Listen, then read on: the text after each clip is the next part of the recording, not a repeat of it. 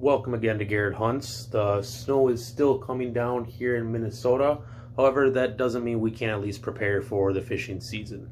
In our last video, we went over the top 5 must-have lures for 2020 to catch you more fish. But today we're going to go over 5 tips and tricks to help you catch bigger and better bass. So I've been bass fishing for a little over a decade now, and the number one mistake I see people making is using unnecessarily large lures when they go fishing. So our first tip today is going to be know when to downsize. You don't need a lure the size of your fist to catch a monster bass. Keep in mind that when fish are going to eat, they're usually not looking for an 8-inch crawdad, but more likely just looking for smaller fish like a minnow or a hatchling. Downsizing your lures can attract a lot more fish, especially if you're not fishing during primary feeding times.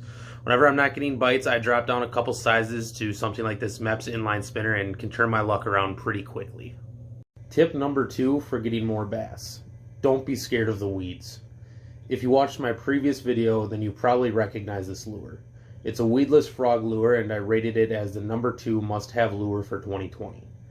Bass love to hang out in weedy areas, especially the big ones. It's the perfect shelter from the sun, and they know all the food will come right to them, whether it's minnows, frogs, or anything else. These frog lures work perfectly in weedy areas, and when used right are arguably the best bass fishing lure on the market. Throw it in a weedy area, drag it around, and repeat. Jitterbugs and hula poppers also work really well in weedy areas, but unfortunately those ones are not weedless. Third tip, know what colors you should be using. If you're like me, then you like to throw plastics. A lot of plastics. Texas rigs, Carolina rigs, and wacky rigs are basically second nature. However, none of those mean anything if you're not paying attention to what color you should be using versus what color you are using. If you're fishing in late spring to early summer, then warm colors like red, orange, and yellow tend to do the best. But keep the weather and time of day in mind as well, as both will play a big role in what color you should be using. I won't cover every color for every scenario, but I'll have a link with more info in the description. It's something that is definitely worth taking a few minutes to study up on so you're not wasting your own time and getting outfished by your friends. Tip number 4, knowing why bass bite. A lot of people assume bass only bite to feed and when they're hungry. In reality, bass are usually biting because they're annoyed. Largemouth and smallmouth both are very ornery fish. If you annoy them enough, they'll eventually strike. This is why lures that reflect lots of light and make a lot of noise tend to do really well.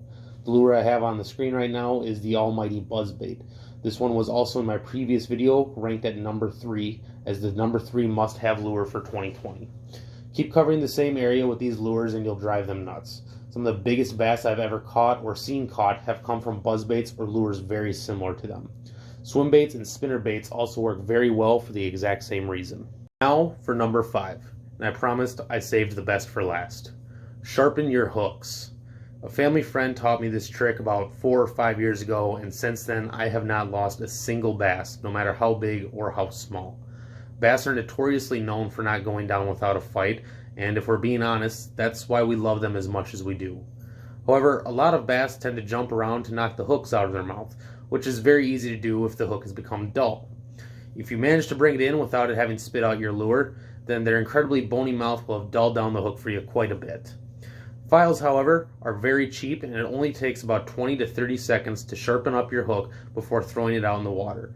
So next time you're at the tackle shop, be sure to pick one of these up, as it could very well be the difference maker in landing your biggest catch yet. So that is going to do it for today's top 5 tips and tricks. I promise that all 5 of those will be huge difference makers for you this year, and all 5 of those will definitely help you track down that trophy bass that you've been after. The links to everything from today's video will be posted down in the description below. And remember, if you enjoyed this video or found it at all helpful, please like the video and subscribe. And if you got any ideas for anything you'd like to see in the future on this channel, just drop a comment below and let me know. Until next time, good luck fishing.